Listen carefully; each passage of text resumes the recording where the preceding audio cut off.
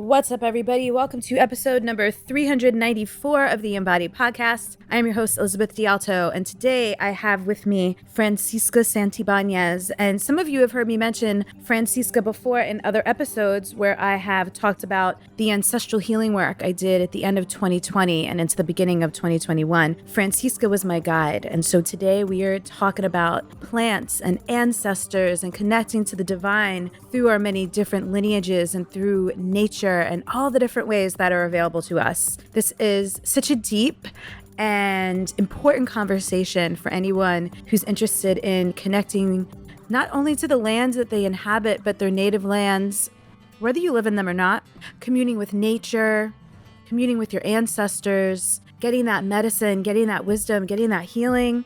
I loved this chat so much. Links to everything that we talked about are on the show notes page at untameyourself.com/394. And I hope you love this one as much as I did.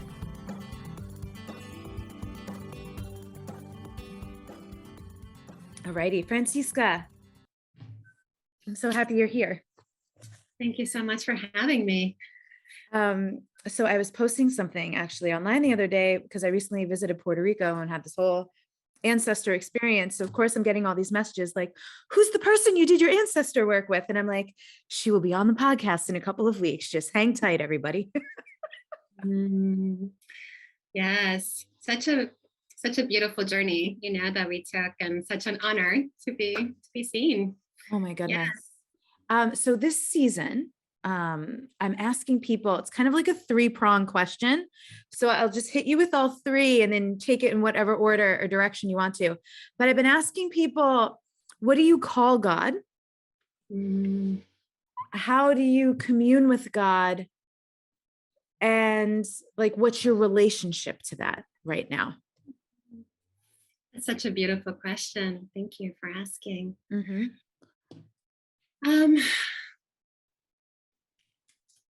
I think more and more, I see God in everything. I see God in, of course, in the work with the plants, and really in the ways that that we have embodied, in this earth with all this wisdom. It's really. To me, my relationship with God or the divine, it's really through my feeling body, and just realizing that this is what connects me to this experience of being alive, to all of existence.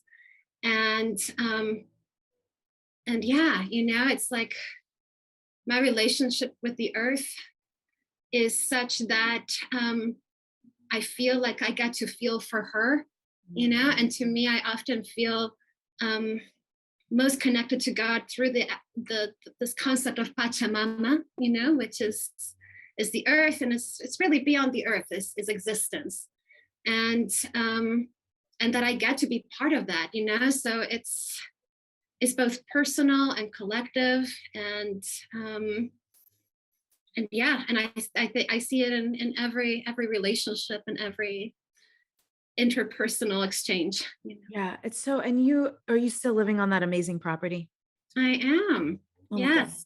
So everybody, when I met Francisca, my friend Monisha, who was on the podcast many years ago, she'll be on again at some point, had introduced me. Monisha had just done some ancestral work with Francisca, and it was, high pandemic time. But she lived, I was in Oakland, and Sebastopol was like an hour-ish away on this land. And so I was actually able to go and see you because we could be outside and, it wasn't high quarantine time at the moment. And this land was just so alive. So I love what you said earlier about, you relate to God, you feel it in your feeling body. And that's just, I so agree with that, because everything is alive. Everything is animated. And like, who do you think is animating it? Exactly. And the fact that it's not just like an external force, right? Is that this force is within us, and dreaming itself to be over and over again, and we're all interwoven, and in this in this connectivity, in this communication that is unspoken. I mean, very little of it is actually spoken or seen, but it's constant. We're in this constant exchange, that is co-creative energy. It's what creates existence. Amazing. Are those your wind chimes in the background? They are. I'm so So beautiful. No, I love it. I love it so much. I was like thinking about, again, like kind of like taking me back to how magical your whole property was for so many reasons. Okay, so tell us, because I'm sure people will be interested in this, and also I'm very nosy and I want to know, what was the path? Like, how did you get into doing this work with the plants, work with the ancestors? Did you grow up like that? Like how did this happen? That's a great question. And let's see here. So I've always been completely like entranced with the plants. Those are my earliest memories. I was born in Brazil, and there isn't, I don't remember all that much. There was a lot going on in my early childhood, a lot of trauma, too, that that kind of has kept a lot of my memories kind of blurry. But I do remember very, very clearly and crisp my interactions with the flowers, hibiscus, a lot of the eucalyptus trees, and all the things that were around us in Sao Paulo, it's a huge city, very industrialized, but it is a green city. There's like concrete and greens growing everywhere because of the humidity and climate there. And, I just knew that there was something really special, with the plants. And when I was a teenager, I started to just dabble on just collecting plants. I didn't know what to do with them. I would just love to collect branches that I found. I started to just work with herbs and make teas and things like that. And I couldn't fathom, though, that this could actually be a life path at that time. And it wasn't until much, much later, when I was like in my 30s, that in my early 30s, that I got myself in a situation where I hurt myself. I had a work-related injury. And at the same time, I was diagnosed with glaucoma a couple years prior, and my whole health just started to crumble, and I was unable to, I was really stopped in my track. I was unable to work. At the time, I was working a job like in the corporate world. It was in health, but still corporate, not really fully resonant, but it made me stop doing that. And I had to go through my own healing journey, and because of the nature of my injury, it was like I had 3 discs erupt, in my back. And I was working with chiropractors, physical therapists, allopathic doctors, just everyone, that in that system were trying to help me. And they were treating my pain, with a lot of painkillers. And I'm grateful for those. At the time, they were certainly necessary, but at the same time, they weren't really getting down to the root of the issue, and it really wasn't until I met a naturopath that that they started to recommend that I work with plants and that I work with supplements, mostly to strengthen my body enough to heal. And going on that journey of feeling the shift within my body, of just like dealing with that acute crisis of the pain management, to actually get to a place where we were dealing with the pain and we were actually going even deeper to address the root cause of the issues. It was strengthening me enough for me to really do the healing. And it was through it with plant medicines. And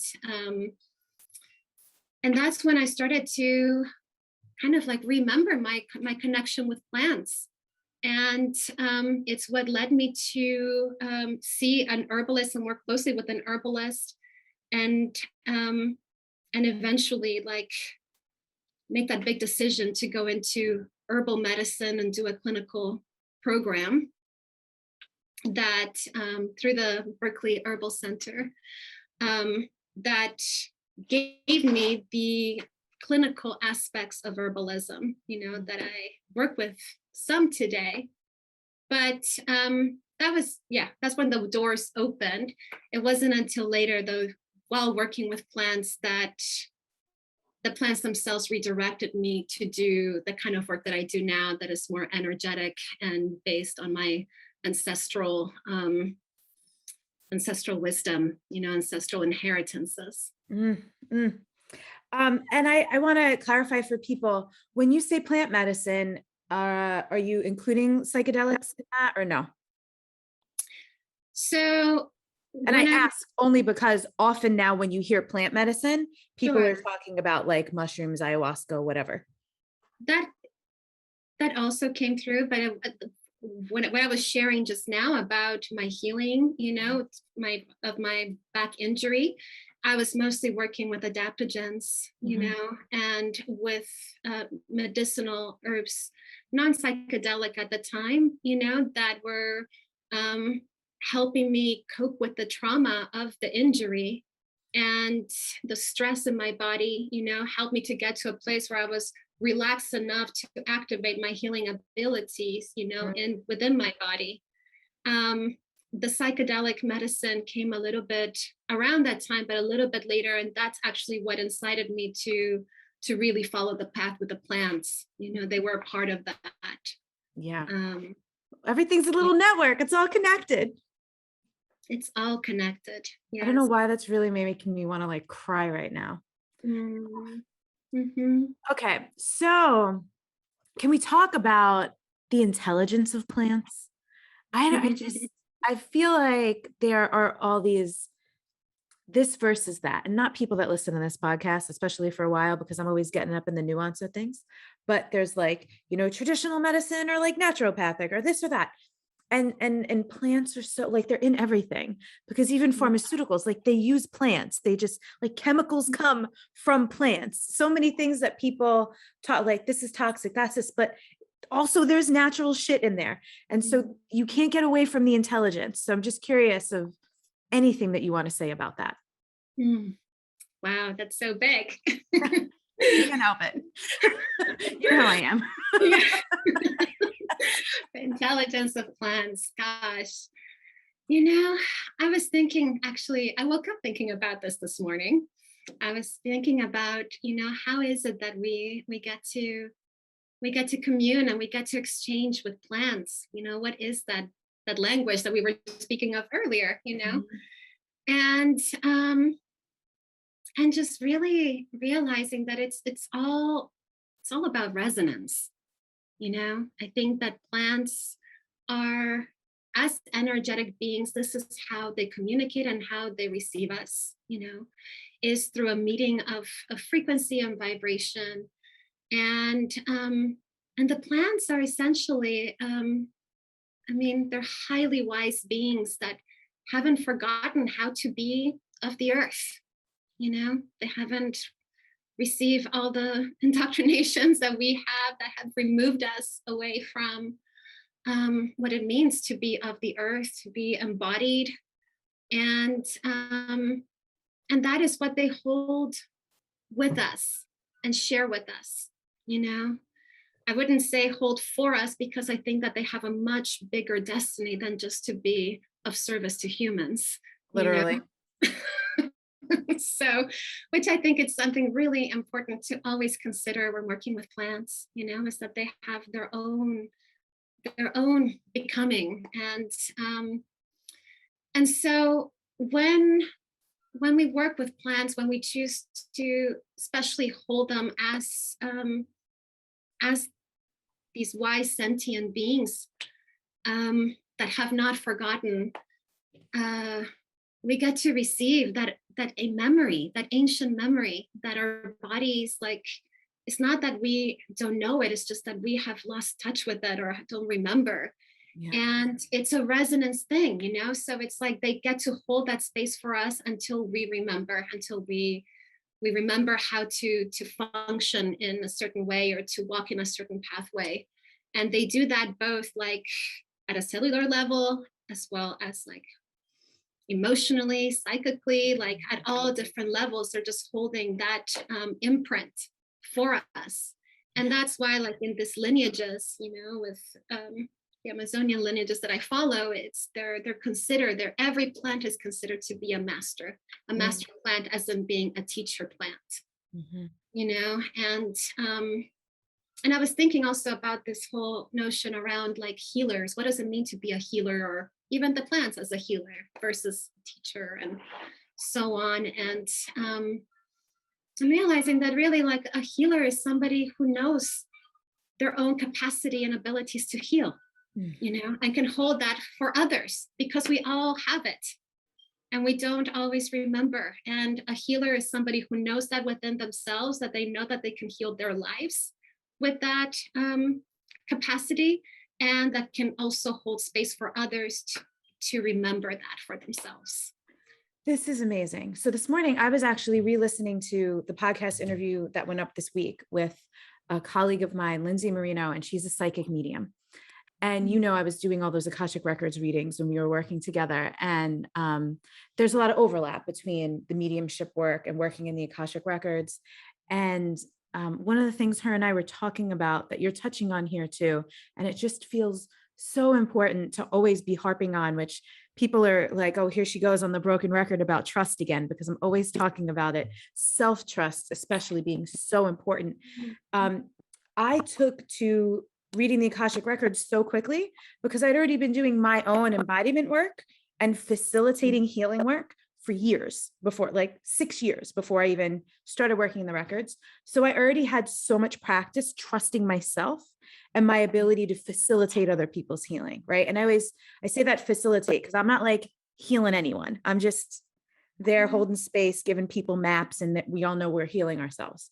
But so I just took to it faster than other people because I didn't have to get over that hump of, can I trust this and can I trust myself? Yes, that's so beautiful. Thank you. And that said, I'm curious for you, what was that trust process for you with trusting the plants, trusting, like you said earlier, because the communication is so nonverbal and we're so programmed as people to need to be verbal, need to articulate. How did your trust process with all of that emerge or unfold? What a juicy question.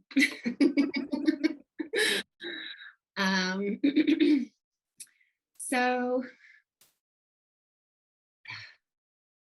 the work with the plants, as I have followed, you know, in this lineage, has been a lot about humbling myself, you know, in the way of realizing that I get in my own way all the time. And that in order for me to really be able to connect at this vibrational level is going to mean that I need to get out of the way. You know, my mind needs to get out of the way and need to return to my body. And also, there is like the whole process of learning from a plant when we do like diet work, which is basically an apprenticeship, direct apprenticeship with a plant. And we're dedicating a set amount of time to just sit with that plant and learn from that plant. It requires that we get over ourselves in so many ways, and that we have to be able to step into that responsibility of holding medicine, of holding that healing power, that healing capacity. Is the only way that we're actually going to be able to, again, resonate, to meet heart to heart, vibration to vibration, because that's the vibration that they hold.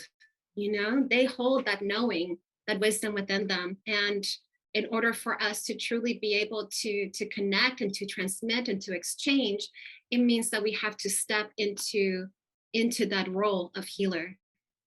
And it's not about ego. It's not about, anything like that. It's actually simply about recognizing that we have that responsibility. We have that ability and responsibility to heal our lives. When something, we dreamed ourselves to being right here, right now, literally. This is what we're experiencing today. It's really what we came to manifest, yesterday, last year, 3 years ago. This is the dream that we created. And if we don't like the life we're living, then we need to change the dream. Yeah. Okay. So this brings me, I wanted to ask you, you said the inheritances, and this was so major for me when we were working together, especially as like a multi-ethnic, multiracial person, to be like, okay, well, I got all these different ancestors from all these different places. And I'm still like working through that. And it's interesting. I want to share something with you and see what you think about it. We'll jump all over the place on this one because there's so much here. My friend Asha, she also, she was born in Venezuela, and her mother was Venezuelan, her dad was Indian.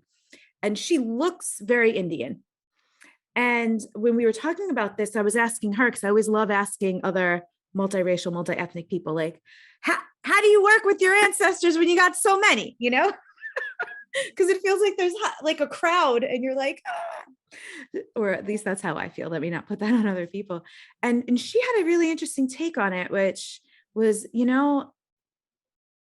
for me, it's like, how do I look? It's almost like my presentation kind of gives me a hint, kind of gives me a clue as to what I really came to embody in this lifetime of all the things that are on my particular menu, and which was funny because for her, she looks quite Indian, but for me, I'm very ethnically ambiguous. And I'm like, well, I love that, but I kind of look like I'm a mixed up thing of all the things. I hear you and feel you. Absolutely. So I'm curious, what's your take on that? I have the same experience. People often, just project all kinds of, speculations around what I could be. Right. And at the same time, I think there is something very real about that. It's like we are wearing our inheritances. There is nowhere to look when we're doing, look out, when we're doing ancestral work. It's even if we want to not think about it, disconnect, or or we feel like we might be starting off our own experiences. This is my life, therefore, I'm creating my own experience. The fact is that we are embodying a whole lineage, of stories, of gifts, of traumas, of liabilities, of everything is actually in our bodies. Whether we choose to assume those inheritance or not is up to us. The more that we become aware of what we are holding, I think the better that we can support ourselves. Yeah. And again, create that dream. I also, speaking of dreams, I do believe that we are our ancestors' dream, that they dreamed us into being, and that's part of our inheritance too. We inherited their dreams. And sometimes they're not good dreams. Sometimes we inherit, some really scary dreams. And that's where things can get really interesting and even magical, I saw this meme recently that said, it ran in the family until it ran into me. And I was like, oh, I loved it so much. I love that. We get to change that. We get to change that bad dream, once we see it, we get to create a new story. So. And I loved the inheritances thing so much when you and I talked about it, because I think we can be, and especially, again, you and I were working together at the end of 2020 into the beginning of 2021, where people were like freaking out that we're still in this damn pandemic. And it's so much easier, I think, sometimes to focus on trauma and forget that there's also this like medicinal inheritance. Like there is medicine that we carry, that we have, that we can share. Like that shifted so much for me to be like, oh, because I've always been so, some things have come so naturally to me and I haven't known how I knew them or what to do. And working in the Akashic records helped me to be like, okay, cool. Some of this is probably coming from past lives. And then working with you, I was like, oh, some of this is coming from my ancestors. And then I got a lot more interesting in communing with that and being like, hey, y'all, like, what's the medicine? Like, I like how you're talking about the dream. Like, what's your dream? Like, what do you want me to do? Like, show me, show me, show me. I love that show me prayer, you know? Mhm. And my prayer, which I can share now because we're out of our container, it was just, I just want to live like to my soul's highest potential. I want to embody, I want as much as my soul to be able to come through as Mhm. possible. And the ancestors are part of that whole soul situation. It's so much. Absolutely. Ugh, yes, exactly. For me, I have found that it's really important to actually when we start the journey of of addressing some of those harder pieces of our ancestry, um, it's really important to go and resource into those spaces. And that's why, I think it's important to reclaim some of those, the wisdom and the connections with the well ancestors and those that are resourced, so we can go in to face the challenges, and remember, like, the medicine that we actually inherited so much. What got us here, what got us to even be alive here right now, is a history of resilience and overcoming, really hard things, and that's part of our DNA, part of our gifts, Yeah. and each lineage holds each, like, a very particular imprint of that, and also within that, this is where the plants come in. It's like our our ancestors also held very particular relationships with land and um, with the whole with the whole ecology and support network.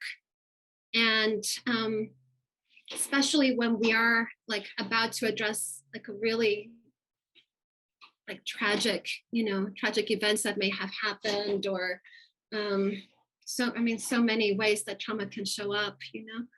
It's it can be extremely helpful and resourceful to connect with to reconnect with some of those ancestral relationships with either land or the plants, Yeah. because again, it's like the imprint of those relationships is part of the inheritance and what we hold. And that's what the plants have shown me. I wasn't planning on doing ancestral work, in this path, but as it turns out, it's extremely ancestral, because this is where everything we are, like, what we inherited at birth is what we get to work with in this lifetime, Yeah. and we still get to give it our own magic, like, make our own contributions to that line. However, we're not separate from it. And it's so amazing to me that even through plants, especially, it's like we can travel even if we can't physically, Mm-hmm. because Absolutely. especially again, as a person with different lineages, some of which are European, I'm not like going to Italy, Spain, Portugal, Germany, Ireland, like, and spending deep amounts of time. That's just not how my life is built.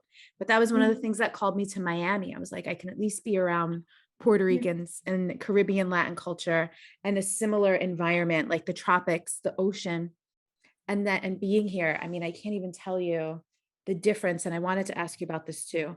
Just the difference between the connection and feeling supported by my environment, being here, being in like an ancestral environment, even though obviously my family's not from Miami, they're not native to here, but having that at least adjacent similarity of this sun, this water, these plants, trees, everything here. So unbelievable. The things that have opened up in my life, even just having like more proximity and connection to what I actually come from. No doubt. I'm so happy for you. Yes. So sorry, there was a question in that. I've just been in a little awe because I went to Puerto Rico last week. And so then I went and I was like there, and I was, soaking that in a way I never had when I've been there before. But so I guess I kind of want to ask this twofold. Anything that you could offer by way of, say there are people who are like, I'm never going to be able to go to where I'm from, or it's going to be a really long time until I can get there. Instead of physically connecting with the place or the land or whatever, how might they do that via plants? Mm. Yeah, great question. I think one of the most accessible and immediate ways is foods, and with the foods, the spices. Spices is one of those things that one of those areas where we have a lot of access to plants from many, many different places, and um, bringing them into our nourishment, and especially like consciously bringing them into our nourishment, especially when we can work with them on a regular basis. It's something that I believe that it starts to activate those ancient memories, A because 1,000% happened for me. Yes. mhm, it's what I love about spices, as aromatic plants, is that they work with your limbic brain, that is where we hold our memories and our emotions, and I believe that that's also where we hold a lot of our ancient memories, a lot of our ancestral memories. And so the smell, just to have that direct experience and transmission from the plants through smell, through taste. There's something so profound in that we can travel there just from a bite. Totally. And again, what I love about it is that it's accessible for most places. We can find either ethnic markets, or many of these spices have made it to like mainstream places. Right. Nowadays you can find a lot of spices in most places. Yeah. And essential oils, right? There's a freaking essential oil for almost everything anyone can like True. want to. Mm-hmm. Like the rosemary was such a big one for me. That's still, I have the essential oil. I always have some rosemary on the altar. Like I love it. I had it on the windowsills when I was living in Oakland. Mm-hmm. Many of these plants are so accessible. Yeah. Yes. And the thing about it too is that, I have also found, besides, I think the spices is one of my favorites because I love the sensuous piece of it. But there is a lot that we can find in weeds, so-called weeds, Mm, the common plants that voluntarily grow around us. Because many of these plants here in the States, I mean, they're transplanted. Many of them yeah. come from different places as part of the history of this place, because as people migrated here, they also brought with them their plants, seeds and things. So it's it's I would really pay close attention to what's growing around you, and consider that maybe some of these plants have a story to tell you about you, Mm, you know? so cool. You mentioned earlier, the other part of that question before I move on to another thing is I'm just curious of your own experience, not necessarily anything prescriptive, unless you have anything to offer, of the different feeling of different plants in different places. Um, in what way? Can you I'm like for me, I noticed, okay, there's palm trees in Miami, there's palm trees in California. And in California, I had no connection to the palm trees, and in Miami, I do. So Mm-hmm. I'm curious, is it like energetic signatures or place, or is it the actual land? What do you like when you go to different places? I know you've done some traveling, you've lived in different places. The connection, does it feel different to you? Does it always feel the same place to place? Mm. To the plants in Mm-hmm. particular. Mm-hmm. You know, I I have to say, I mean, there are certain plants that I intentionally like grow near me because they're my family, they're like directly like my family's plants. And to me, whether I'm here or in South America, I feel the same closeness, one of them being rue, which I have growing, right by my door. And at the same time, it's really interesting. I think this is such a big question, especially for people that have migrated, this idea of the feeling of home, this yearning and longing for feeling like we are home. It's something that I've been in that inquiry for a long time, and this is part of what led me to doing the ancestral work. And I think that one of the main teachings that the plants have shared is that, for one thing, it's like we, as humans, we have feet, which plants don't, and we get to move around. And this is part of our legacy, part of our gifts, and part of our responsibility is to be moving around, and that we can find home. I mean, the only true home that we have is our body,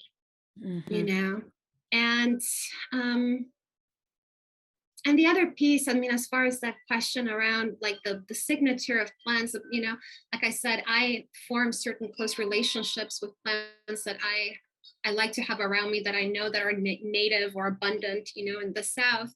And at the same time, plants get to be individuals just like we do, it's like they are in relationship with the whole environment. They're carrying this history, the feeling of the whole environment and all of the communities that are of plants that are around them.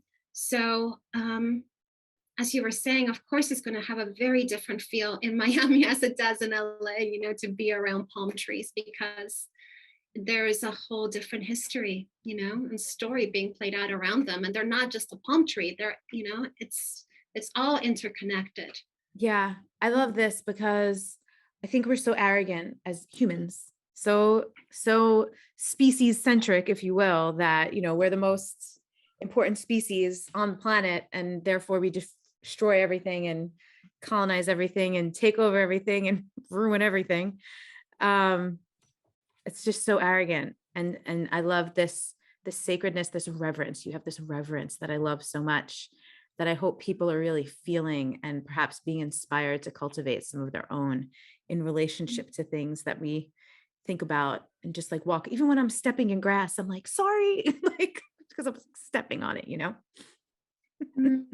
Thank you so much for that reflection. And it's, I think that once we start to really awaken to the fact that everything is alive around us, and it's interesting. I was recently having we had a class on worth and value and self-esteem and all of that subject. And I think one of the things that came up is that, until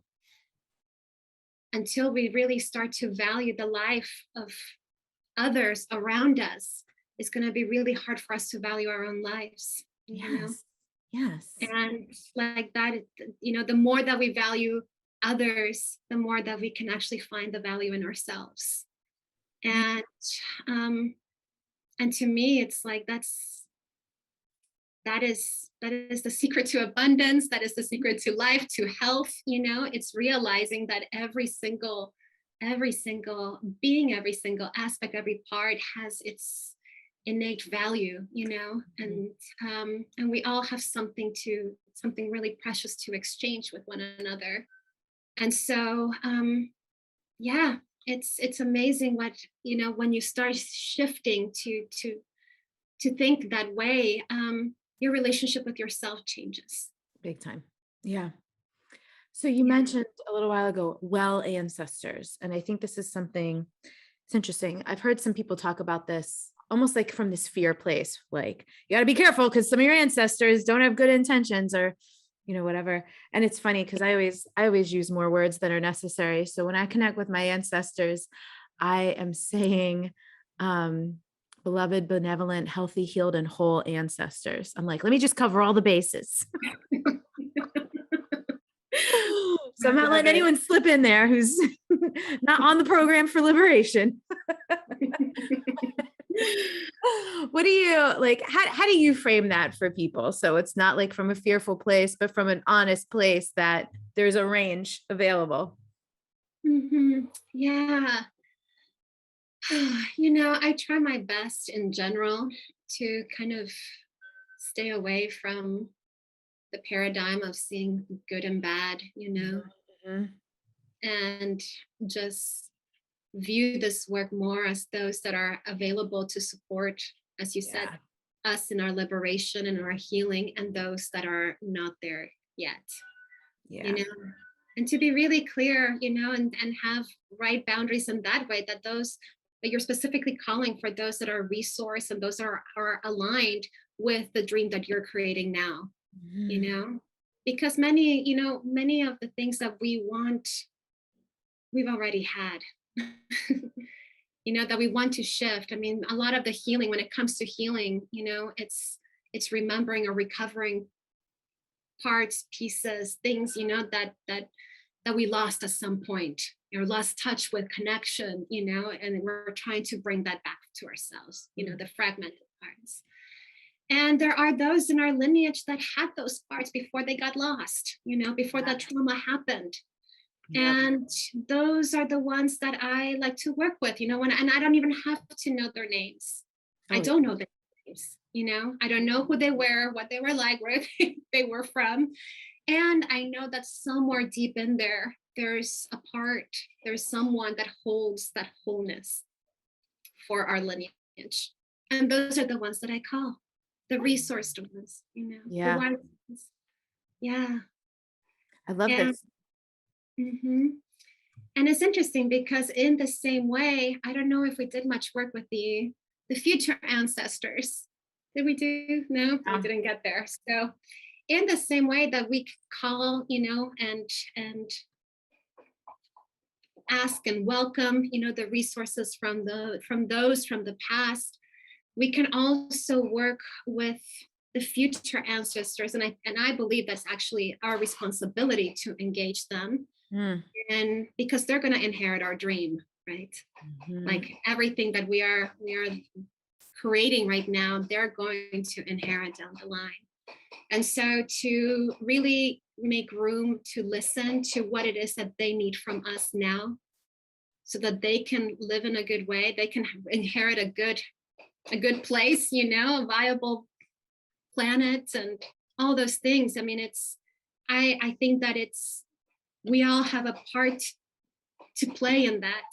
And it's our responsibility to be both in connection with the ancient ancestors and also with the future ones, to hear what they need from us to dream for them. It's funny because I have one niece and I probably only will always have one niece. My brother doesn't want more kids. I certainly don't want children. And so I'm like, damn, Ruby's going to get a lot because she's the only one. And I'm Mm-hmm. so excited to have her. I thank my brother all the time. I'm like, thanks for making us one baby in this family. Mm-hmm. So we have someone to give our treasures to. And I don't just mean whatever wealth, physical, monetarily, whatever we may accumulate here, because for me, it's so healing to be able to have this little person and to be able to be for her what no one was for me. Because they just like, that wasn't their assignment or whatever. That wasn't the dream for the generations that raised me. But I'm like, ooh, I hope Ruby wants this because I got so much to give her. That's so precious. And at the same time, it's not just Ruby that's going to inherit what you're creating.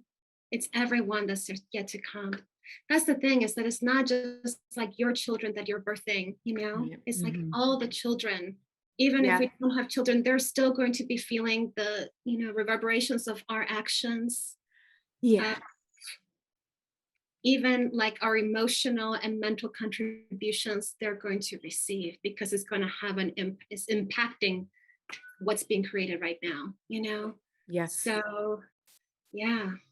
Another thing I love about being here, I have friends with kids, like of a range of ages. And I'm like, I get to be like a bunch Yes, of people's auntie now. that's so lovely. That's the way. I really do believe that it's, as they say, it takes a village, but really, it's our responsibility to contribute, to every kid, Yeah.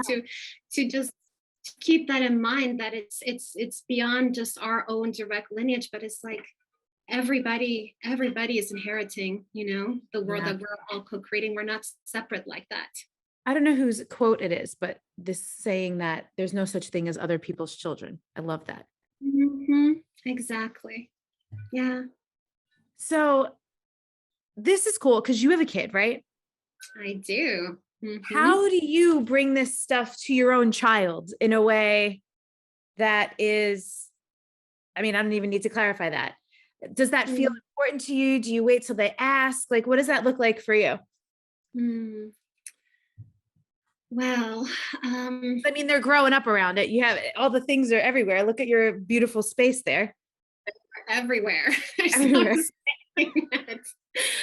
And yes, I have a 13-year-old boy that gets to witness all of it, and I can tell you that he's the reason why I have really dedicated so much, like of my time to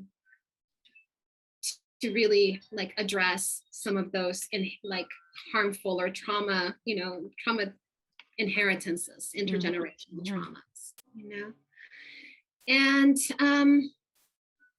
for us, he was very young, actually, yeah, I gave birth when I was 27. So by the time I got started with the plants, he was already around. So he was like 4 years old, 5 years old when he started to like really start listening to me and seeing how plants were just absolutely coming into our lives. And so I used to make medicine together with him. He knows how to make many different things, many different medicines. He knows how to harvest in an honorable way, to like listen to the plants, bring offerings, and all the things. And with the ancestral piece, it's really, really interesting. I definitely I see my ancestors through him. I connect to my ancestors through him, and it's something that he blows my mind all the time, because he'll say certain things that are just ancient wisdom, and he has a kind of personality where he takes everything really lightly. He doesn't make a big deal of anything. So he'll just say something like crazy wise and just be like, like, oh yeah. Meanwhile, you're like, did you hear what just came out of your mouth? Totally. So cool. He's my teacher,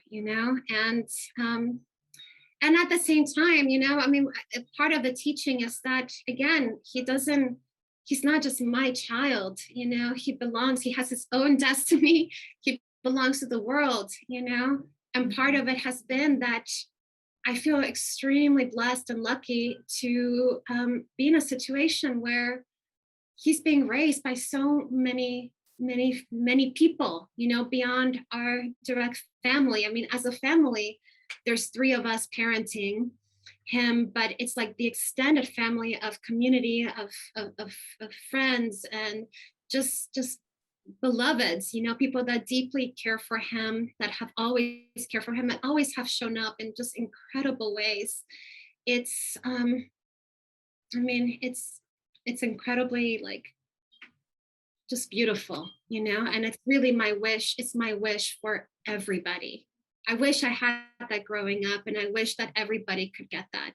And I think that there's a way, if he can have that, I know there has to be a way that we can create that for more people. Yeah. I think about this all the time as I watch my friends' kids grow up, and I'm like, they're surrounded by all these amazing people, and we had amazing people in my life growing up. I think of some of my parents' friends, but it just wasn't the same. It's just like the consciousness was different, like the access to healing, the emotional maturity is just I'm like, I really can't wait to see who these little ones grow up to be, because they're just getting stewarded so much differently.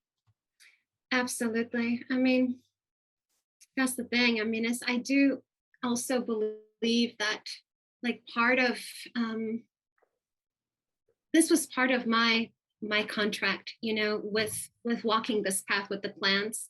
It is something that I also like really asked in reciprocity. Like I really believe in these sacred agreements that we have with the ancestors, and that we get to speak our needs with them too. You know, we get to devote and to dedicate part of our lives to contributing healing to our lineage, and we also get to ask for what we need in order to do that.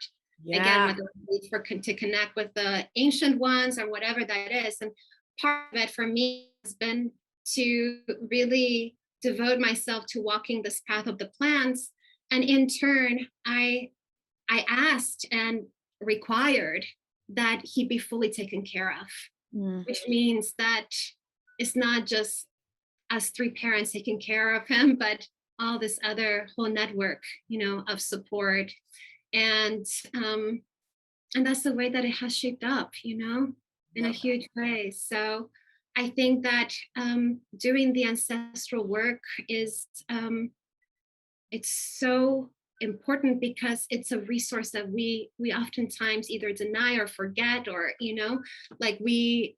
And I think that in some ways I do think that that was potentially like purposely done at some point, you know, like in our culture, for us to disconnect, because there's incredible like power and agency when we do have that deep connection that is that enables for things that we can do here in physical form, you know, to happen. Yeah. And you know, working with those that are in spirit and energetic form, that are willing to to work on our behalfs, to support us, you know, in these ways, and have that connection and have that communication, that conversation going, you know, is really critical, and it's a tremendous resource, and it's available for every single one of us, Yeah. you know.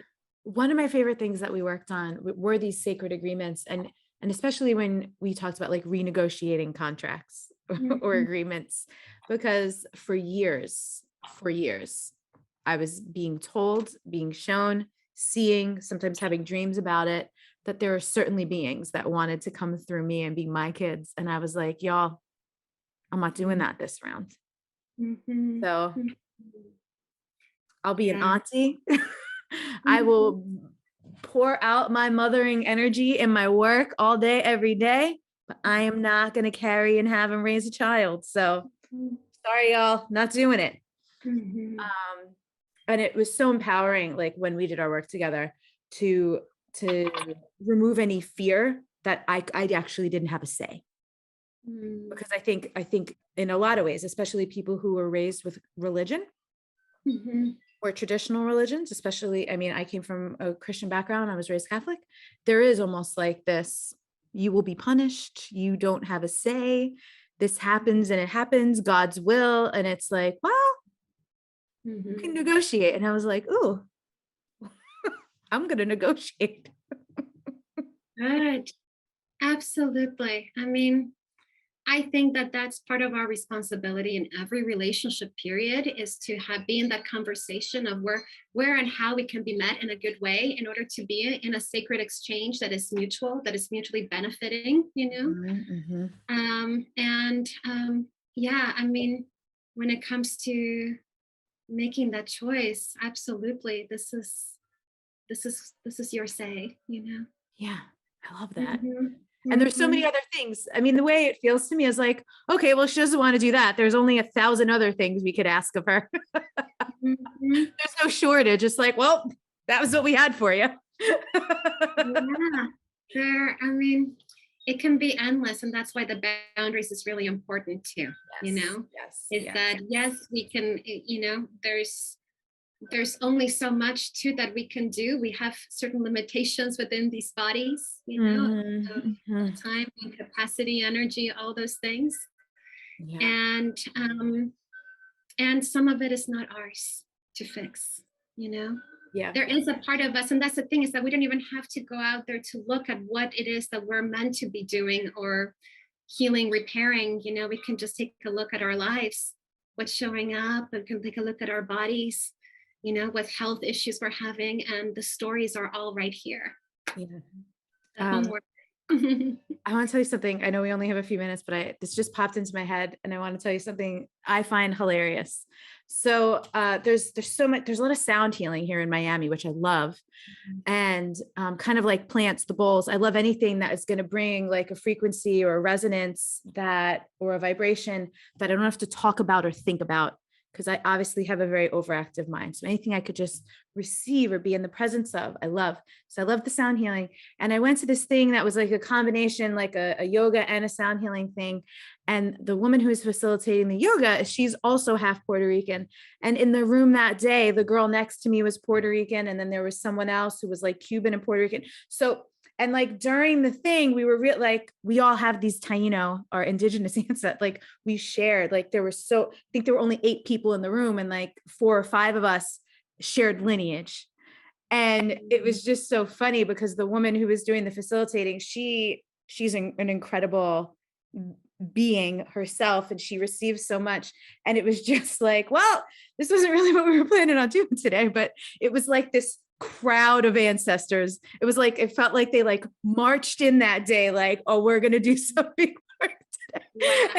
Wow. And so we joke about it now. Whenever I see her, I'm like, sorry, I brought the crowd. It really is like a whole like stadium full of people. It feels like we travel with. Absolutely. And how beautiful that you get to be with folks, you know, where you share your roots with. I mean, that experience alone. What was that like for you? What has it been like for you? It is. It's really so healing, so humbling, and so welcome after just such a long time of wanting to connect in more with my own culture, because it's so interesting. Even the history of Puerto Rico, right? The islands, we all have the colonizers, the colonized, and the indigenous. Like almost everyone will have all of it, right? And the slave trade came through. Like when I did an ancestry.com, like that's where I don't have family that's from Spain or Portugal, but of course they passed through Puerto Rico. So I have Spain and Portugal. You know, I don't have family that is Black, but of course I have some African in there. We knew my great grandmother was Taino, so we knew we had the indigenous, but it's just like, it's everything. And then the experience of my dad being the Puerto Rican one, marrying someone of mixed European descent, and then seeing how the colonization in the family unfolded. And then part of what I'm doing is kind of reclaiming all the parts, healing the colonized and the colonizer parts. But now I have context for it. And so to be around people I can kind of just relax because we share lineage is so, you know, I was called here, and I feel like I knew that was part of why I was coming, but I didn't even realize how deeply nourishing that would be. That's incredible. Yeah, thank you. Yeah, and you obviously bridged me into the connection and communication that made it go, hi, please go do this. That's amazing. It's such an honor to just like witness you, you know, in your journey, and just how quickly you just have responded, you know, to that guidance, and just how good you are at that, you know, just following the spirit, and it's obvious, you know. So it's fun. So where do people find you? Because obviously before we even started the interview, I was telling you we have people who are like, who is your person? I want to learn. Oh, sweet. Thank you. So Plant Spirit Talk, all one word, plantspirittalk.com, and then on Instagram is Plant Spirit Talk. Okay, great. Those are probably the 2 best ways to find me. If you want to email me, it's plantspirittalk@gmail.com. So everything easy across the board. Amazing. Well, thank you so much. It was so good to be able to reconnect, to get to ask you some things that I never asked you while we were working together. And that's it. Likewise. Thank you so much, Elizabeth. This was so lovely. Of course, we'll see you later. Okay.